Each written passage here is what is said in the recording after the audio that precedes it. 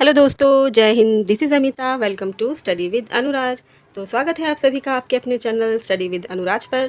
तो दोस्तों, जैसा कि आप जानते ही हैं कि हमने एनसीईआरटी पढ़ना शुरू किया है और हम बढ़ रहे हैं अपने टारगेट की तरफ। और हमने जियोग्राफ़ी का फर्स्ट चैप्टर कंप्लीट किया था अपनी लास्ट वीडियो में, और आज हम जियोग्राफ़ी का ही 6th क्लास के एनसीईआरटी का सेकेंड चैप्टर पढ़ने जा रहे हैं। तो चलिए, क्या आप तैयार हैं मेरे साथ? अगर तैयार हैं तो चलिए शुरू करते हैं फिर। तो दोस्तों, हमारे सेकंड चैप्टर का नाम है ग्लोब, अक्षांश एवं देशांतर। ये आप देख रहे हैं ग्लोब, ये देखिए, इस पे दो अक्ष हैं, इस पे ये अक्ष है, ठीक है, जिस पे ये ग्लोब है, और हमारी पृथ्वी का आकार ऐसा ही है। ये आप देख सकते हैं कि ये एक ग्लोब है जिससे हमें अक्षांश और देशांतर रेखाओं का पता चलेगा। और ये देखिए, ये इस पे अक्षांश और देशांतर रेखाएं दर्शाई गई हैं, जिसे आप देख सकते हैं। तो मैं बता दूं कि ग्लोब पर ये जो पड़ी हुई रेखाएं हैं, सीधी मतलब तिरछी जो रेखाएं वैसी हैं, तिरछी बोलेंगे ना, क्या बोलेंगे इसे? हाँ, ये जो ऐसी रेखाएं हैं इनको बोलते हैं अक्षांश रेखाएं, और जो ये लंबवत सीधी रेखाएं हैं, खड़ी रेखाएं, इनको बोलते हैं देशांतर रेखाएं। ये है देशांतर और ये है अक्षांश रेखाएं। तो इसे आप अच्छे से इजी वे में याद कर सकते हैं। मैंने भी अपने सर से सीखा था। देखिए, आ ऐसा बनता है, इसकी सीधी लाइन ऐसे जाती है, जो कि ये ऐसी रेखाएं अक्षांश रेखाएं हैं, और दा ऐसे बनता है, इसकी ऐसे हम लाइन खींच सकते हैं, और ये वाली रेखाएं कौन सी? ये देशांतर रेखाएं हैं। तो आप इस तरीके से इजी तरीके से याद रख सकते हैं अक्षांश और देशांतर रेखाएं कौन सी हैं। ठीक है, चलिए आगे देखते हैं, चैप्टर पढ़ते हैं, फिर हमें ज़्यादा अच्छे से समझ में आएगा। तो देखते हैं ग्लोब पर अक्षांश व देशांतर। देखिए, पिछले अध्याय में आप पढ़ चुके हैं कि हमारी पृथ्वी गोलाकार नहीं है। अभी तक हम हमेशा सुनते थे पृथ्वी गोल ना, पृथ्वी गोल है, पर पृथ्वी गोलाकार नहीं है। हमने फर्स्ट चैप्टर में ही देख लिया था जब हम सौरमंडल पढ़ रहे थे।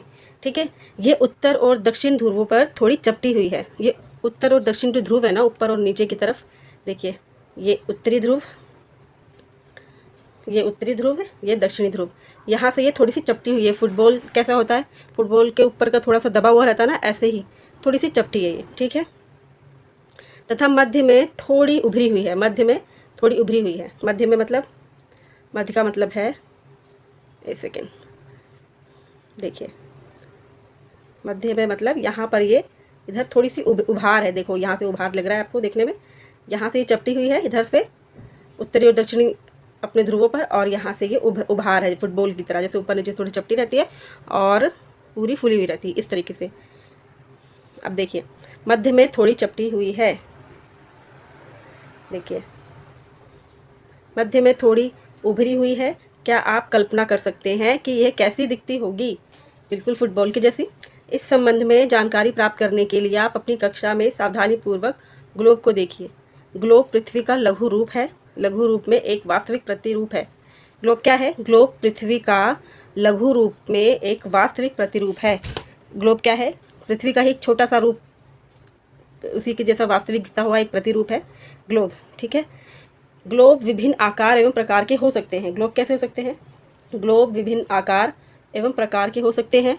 बड़े ग्लोब जो आसानी से एक स्थान से दूसरे स्थान ले जाए जा सकते हैं, और पॉकेट में रखने योग्य छोटे ग्लोब, तथा गुब्बारे जैसे ग्लोब जिनमें हवा भरी जा सकती है। इतने तरह के ग्लोब हो सकते हैं, एक तो बड़े आकार के, एक छोटे आकार के, और कुछ ऐसे जिनमें हवा भर करके दिखाया जा सकता है, ऐसे भी ग्लोब हैं। आसानी से एक स्थान से दूसरे स्थान तक ले जाए जा सकते हैं ये सारे ग्लोब। ग्लोब क्या है? ग्लोब स्थिर नहीं होते। ग्लोब कैसे होते हैं? वो स्थिर नहीं होते। इसे उसी प्रकार घुमाया जा सकता है जैसे कुम्हार का पहिया या लट्टू घूमता है। ग्लोब को आपने देखा है, देखिए, ये ग्लोब है, ये ऊपर और नीचे से ऐसे लगा हुआ है। इसको आप ऐसे घुमा के देख सकते हैं। आपने ग्लोब देखा होगा तो आपको पता होगा। ठीक है, आगे चलते हैं। देखिए, ग्लोब स्थिर नहीं होते। इसे उसी प्रकार घुमाया जा सकता है जैसे कुम्हार का पहिया या लट्टू घूमता है। ग्लोब पर देशों, ग्लोब पर क्या क्या होता है? ग्लोब पर देशों, महाद्वीपों तथा महासागरों को उनके सही आकार में दिखाया जाता है। ग्लोब पर क्या क्या दिखाया जाता है? देश, महाद्वीप और महासागरों को उनके सही आकार में दिखाया जाता है। अगर क्वेश्चन बने कि ग्लोब पे हम क्या क्या देख सकते हैं, तो देश, महाद्वीप और महासागर, इन सब के आकार को हम ग्लोब से पता कर सकते हैं कैसे आकार की है। ठीक है। पृथ्वी के समान किसी गोले पर किसी बिंदु की स्थिति का वर्णन करना कठिन है। पृथ्वी के समान किसी गोले पर किसी बिंदु की स्थिति का वर्णन करना कैसा है, कठिन है।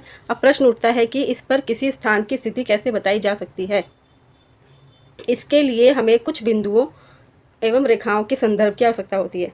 अब एक गोला लेके उसको सीधा हम वैसे तो नहीं दिखा सकते कौन सा देश कहाँ है। इसके लिए ये अक्षांश और देशांतर रेखाएं बनाई गई हैं। इसके लिए कुछ बिंदु बनाए गए हैं एवं कुछ रेखाओं के संदर्भ की आवश्यकता हुई है, ताकि देशों को सही तरीके से देखा जा सके कि इस दिशा में कौन सा देश है। इसलिए ये रेखाओं का बहुत महत्व है। ठीक है। आप देखेंगे कि एक सुई ग्लोब में झुकी हुई अवस्था में स्थित होती है। एक सुई ग्लोब की झुकी हुई जो अवस्था है उसमें स्थित होती है, जिसे क्या बोलते हैं, अक्ष कहते हैं। ठीक है। कौन सा अक्ष है, देखिए ग्लोब में ये जो दिख रहा है ना, ये हिस्सा, ये अक्ष है। देखो यहाँ लिखा भी है, ये देखिए लिखा हुआ है, अक्ष है ये। ठीक है। अक्ष कहा जाता है।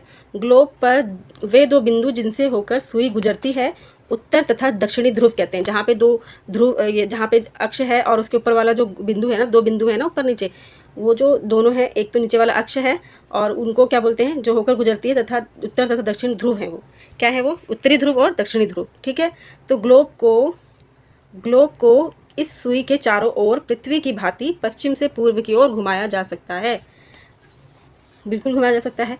ठीक है। लेकिन याद रखें, इन दोनों में एक अंतर है। इन दोनों में एक अंतर क्या है, पृथ्वी पर वास्तव में ऐसी कोई सुई नहीं होती।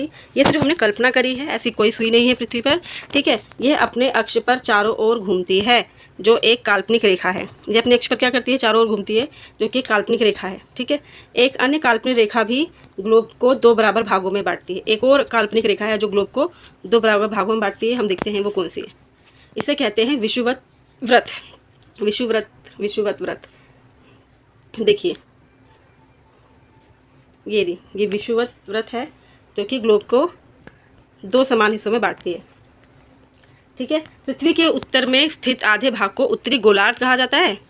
देखिए मैं बताती हूँ अभी आपको। जैसे कि ये पृथ्वी हो गई, यहाँ पे जो बीच में जो रेखा गई है इसको बोलते हैं विषुवत रेखा। ठीक है। इसी को बोलते हैं भूमध्य रेखा। इसके दो हिस्से हो जाते हैं इससे बांटने पर। एक है दक्षिणी गोलार्ध, ये वाला दक्षिण में है तो ये दक्षिणी गोलार्ध हो गया, ये उत्तर में है तो ये उत्तरी गोलार्ध हो गया। ठीक है। दो हिस्से, दो बराबर भागों में बांटती है। आधे भाग को, इसके दोनों बराबर के आधे भाग होते हैं। ठीक है। इस प्रकार विषुवत व्रत पृथ्वी पर एक काल्पनिक व्रत बनाती है। कैसा व्रत बनाती है, काल्पनिक व्रत बनाती है। ठीक है।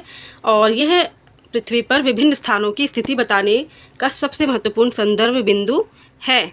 विषुवत व्रत से ध्रुवों तक स्थित सभी समानांतर वृत्तों को अक्षांश रेखाएं कहा जाता है। अच्छा, आगे देखिए। विषुवत व्रत से जो ध्रुवों की स्थिति है, सभी समानांतर जो व्रत को क्या बोलते हैं, अक्षांश रेखाएं। अब एक व्रत का निर्माण करती हैं। देखिए कैसे, ये ग्लोब मान लीजिए, पृथ्वी मान लीजिए। अब ये बीच में विषुवत है, उत्तरी गोलार्ध, दक्षिणी गोलार्ध हो गया। अब इसी तरह की कई रेखाएं हैं, अक्षांश रेखाएं। ठीक है। इनको अक्षांश समानांतर रेखाएं कहते हैं, क्योंकि एक समान दूरी पर है ये रेखाएं, तो इसीलिए इसको अक्षांश समानांतर रेखाएं कहा जाता है। अक्षांशों को अंश में मापा जाता है। अक्षांशों को कैसे नापा जाता है, अंश पे मापा जाता है। ठीक है। विषुवत व्रत शून्य अंश अक्षांश को दर्शाती है। जो विषुवत है वो कौन से अक्षांश को दर्शाती है, विषुवत ये वाली, ये 0 डिग्री पर है। ठीक है। उसके बाद बढ़ती जाएगी उधर ऊपर अलग से 1 2 3 इस तरीके 30 40 इस तरीके से, इधर भी 10 20 इस तरीके से इधर होगी। ठीक। आगे देखिए। विषुवत व्रत शून्य अंश को दर्शाती है क्योंकि विषुवत व्रत से दोनों तरफ ध्रुवों के बीच की दूरी पृथ्वी के चारों ओर के व्रत का 1/4 है। कितना है, क्वेश्चन यहाँ से बन सकता है।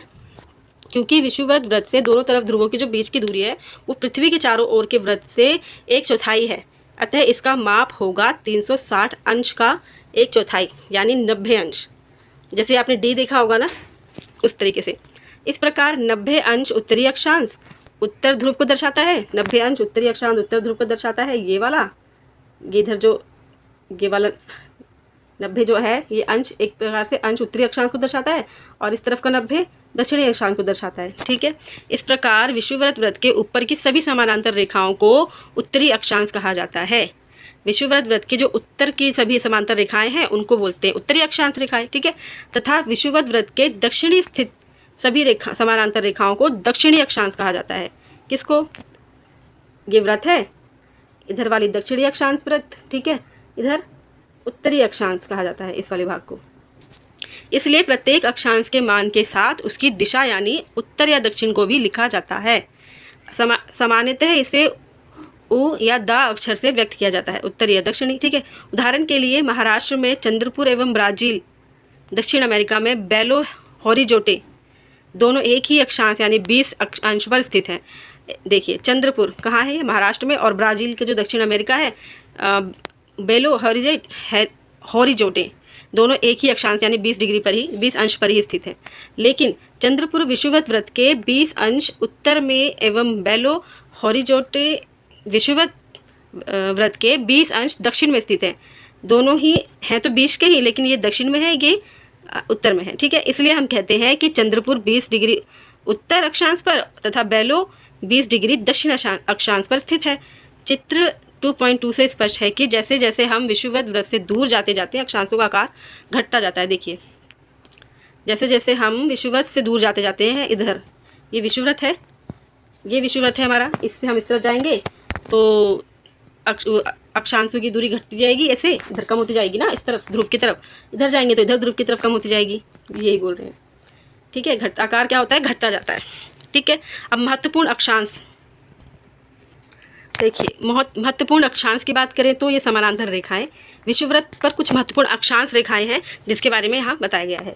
विषुववृत्त 0 डिग्री अक्षांश है, ठीक है, और उत्तर ध्रुव 90 डिग्री उत्तरी है तथा दक्षिणी ध्रुव 90 डिग्री दक्षिणी है। के अतिरिक्त 4 महत्वपूर्ण अक्षांश समांतर रेखाएं और भी हैं जिनके बारे में हम नेक्स्ट वीडियो में पढ़ेंगे। तो आज के लिए इतना ही रखते हैं।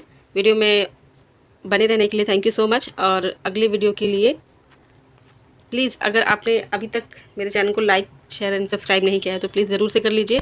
देखिए एनसीईआरटी कितनी इंपॉर्टेंट है, ये आप अगर कोई एग्ज़ाम देते हैं कॉम्पिटिटिव तो आप जान ही सकते हैं, समझते ही होंगे। तो इसलिए आप मेरे साथ एनसीईआरटी पढ़ते रहिए, और जल्द ही मैं इसके 1 लाइनर भी आपको प्रोवाइड करा दूँगी। तो आज के लिए इतना ही, थैंक यू सो मच।